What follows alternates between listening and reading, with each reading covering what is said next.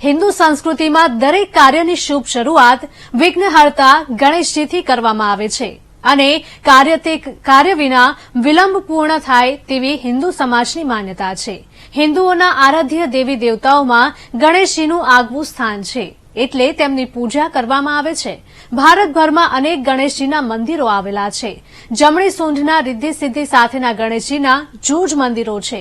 પેશવા શાસનકાળનું રિદ્ધિ સિદ્ધિ સાથે શ્રી ગણેશજીનું મંદિર તાપી જિલ્લાના વાલોડ ખાતે આવેલું છે। ગણેશજી પ્રત્યે લોકોને ભારે શ્રદ્ધા છે।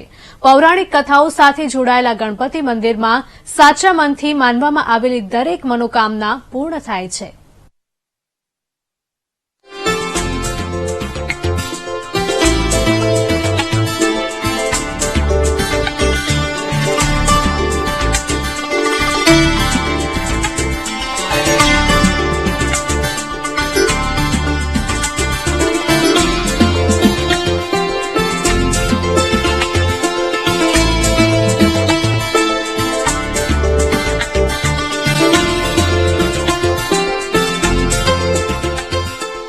સર્વદેવોમાં પ્રથમ પૂજનીય દેવાધિદેવ શંભુસૂત ગણેશજીનો મહિમા અપરંપાર છે।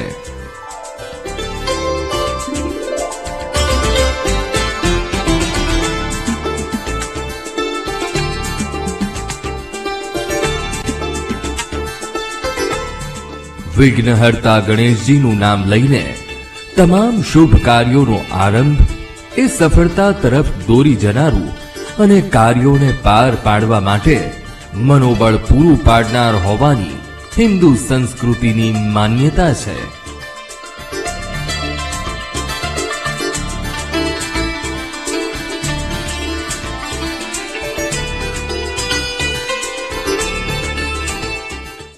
દાદાને એટલું બધું સત છે કે લોકોની આસ્થા પૂરી થાય છે અને લોકો જે કંઈ માંગે છે, લોકો જે ઈચ્છે છે તે દાદા તે પ્રમાણે એ લોકોને આપે છે। એટલું આ ગણપતિ દાદાનું સત છે।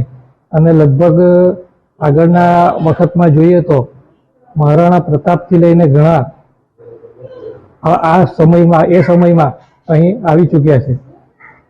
લગભગ વાલ્મીકી ઋષિએ પણ આ દાદાને સાનિધ્યમાં અહીં તપ કર્યું છે અને ઘણા લાંબા સમયથી મંદિરની ખ્યાતિ એટલી વધી છે કે લોકો મહારાષ્ટ્રથી પણ અહીં આવે છે। 21મી સદીના યુગમાં પણ દાદાની પ્રથમ પૂજાની આસ્થા ભક્તજનોએ જીવંત રાખી છે।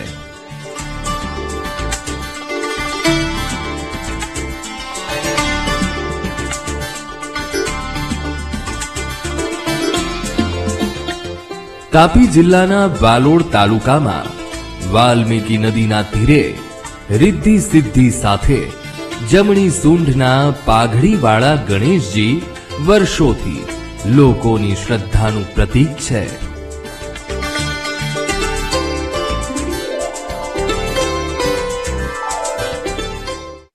વાલોડનું આ ગણપતિ બાપાનું મંદિર છે। અમે દર મંગળવારે આવીએ છીએ અને અમારી બધી મનોકામના અહીંયા પૂર્ણ થાય છે। અમને દાદા પર ખૂબ શ્રદ્ધા છે।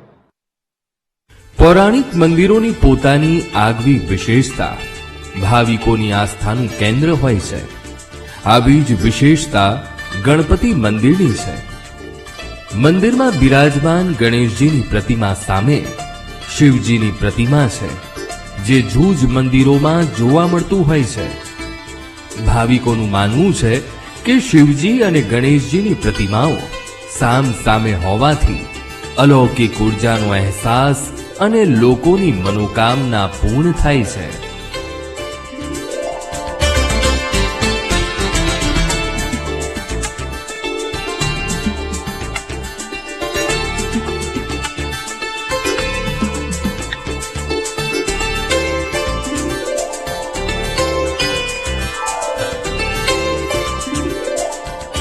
આ વાલોડનું જે ઐતિહાસિક મંદિર છે એમાં દર્શન કરવા આવું છું।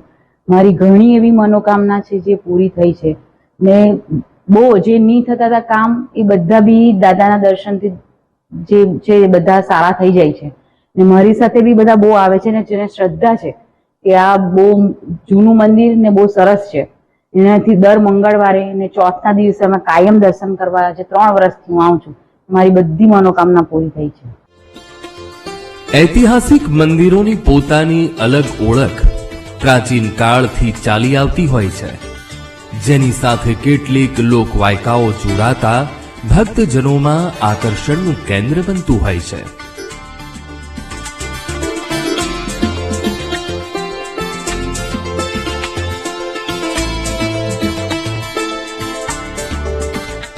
વાલ્મીકી નદીના કાંઠે વાલ્મીકી ઋષિનો આશ્રમ, દંતકથા સાથે ગણપતિ મંદિરનો ઇતિહાસ જોડાયેલો છે.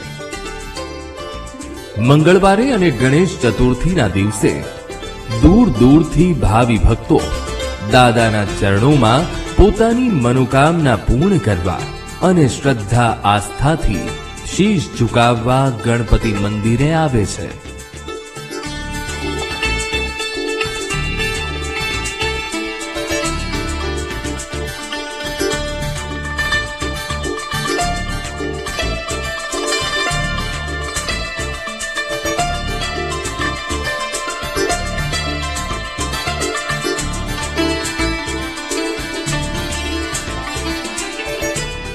હું દર મંગળવારે નિયમિત દર્શને આવું છું. આ ગણપતિ દાદાનું ઐતિહાસિક પૌરાણિક મંદિર છે, જેમાં મંગળવારે અને ગણેશ ચતુર્થીના દિવસે ખૂબ દૂર દૂરથી દર્શનાર્થીઓ દર્શને આવે છે અને એમની મનોકામના પૂર્ણ થાય છે. અને દર મંગળવારે અહીંયા ઘણી લાંબી લાઈનો લાગે છે, તેમજ ગણેશ ચતુર્થીના દિવસે પણ ઘણી લાંબી લાઈનો લાગે છે અને બધા જ દર્શનાર્થીઓની મનોકામના પૂર્ણ થાય છે. એટલે બધા દર્શનાર્થીઓ નિયમિત મંગળવારે અને ચોથના દિવસે આવે છે. મુગલ સામ્રાજ્ય સમયે મુગલ રાજાઓ હિન્દુ સંસ્કૃતિની આસ્થા સમાન હિન્દુ મંદિરોને તોડી હિન્દુઓની આસ્થા સાથે ચેડા કરવાની કોશિશ કરી હતી. વાલોડ સ્થિત વિઘ્નહર્તા ગણેશજીના મંદિર પર હુમલો કરી મૂર્તિને ખંડિત કરવા ઉગામેલ તલવારના ઘા આજે પણ ગણેશજીની મૂર્તિ પર અંકિત છે. ગણેશજી મંદિર મહાન સાધુ સંતોના આશ્રય માટેનું સ્થાન બનેલું છે. સાચા હૃદય માંગવામાં આવેલી મનોકામના દાદા ચોક્કસથી પૂર્ણ કરે છે.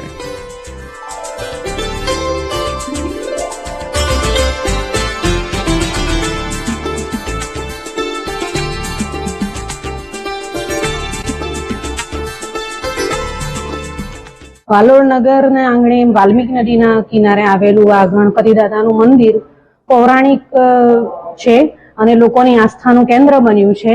લોકો પૂરી આસ્થા સાથે અહીં આવે છે, દાદાના આશીર્વાદ મેળવે છે અને પોતાની માનતા પૂર્ણ કરે છે અને દાદાના આશીર્વાદ મેળવે છે. ગણેશજી મંદિરની બાજુમાં સુંદર વાલ્મીકી નદીનું પ્રાકૃતિક સૌંદર્ય, ગણેશ મંદિર સાથે લક્ષ્મીજીનું મંદિર અને મનકામેશ્વર મંદિર પરિસરની શોભામાં અભિવૃદ્ધિ કરે છે.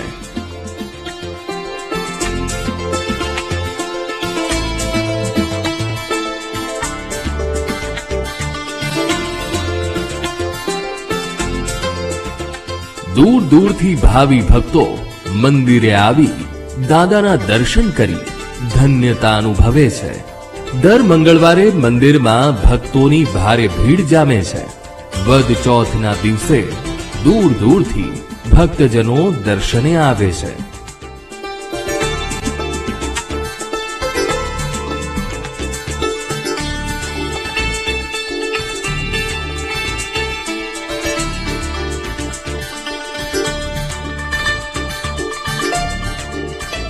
વદ ચોથે ભાવિકો રાત્રે ગણેશ પૂજા બાદ ચંદ્ર દર્શન કરીને મહાપ્રસાદ લેતા હોય છે. મહાપ્રસાદ આજે પણ પરંપરાગત રીતે કરવામાં આવે છે અને અનેરો ઉત્સવ ઉજવવામાં આવે છે.